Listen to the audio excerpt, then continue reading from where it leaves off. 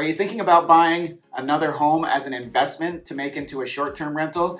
The Vrbo and Airbnb markets are really hot in a lot of areas across the country, and a lot of people are buying these homes as investments to use to cash flow to make money on each month, and also to take advantage of the appreciation that happens over time from owning an asset like a home. So today I'm talking about purchasing a home as an investment. What that typically means is that the bank is going to look at your income, your credit, your assets that you have to get you qualified for a loan, just like they would if you're buying your first home. But the underwriting requirements, those are the requirements that the bank has, and the specific requirements the investors and the people making the decisions on the loan, those requirements are the ones that we have to make sure you fit those guidelines and those rules before we can pre-approve you and send you out shopping for that home. So typically the bank's going to require that you put 20% down.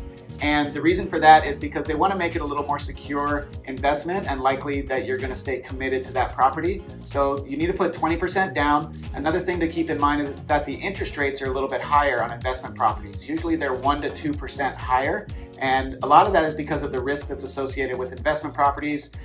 Banks see this as a riskier loan to give, because if times get tough, you lose your job, something changes, you're most likely to not make your payments on these investment properties versus your primary homes. That's why primary residences have lower rates than investment properties. But again, it's all part of the calculation. If you can make 20% appreciation year over year on an investment property, and you're only paying 5, 6, 7, 8%, who knows where rates are going, but if you're paying even a higher interest rate than you expect, you're still netting out a lot more profit by the appreciation on that property. Hey, and the last thing that I want to say is make sure you comment below, hit the subscribe button, let us know that you're watching, and I'll answer all your questions in the comments and get back to you as soon as I can. Thanks a lot.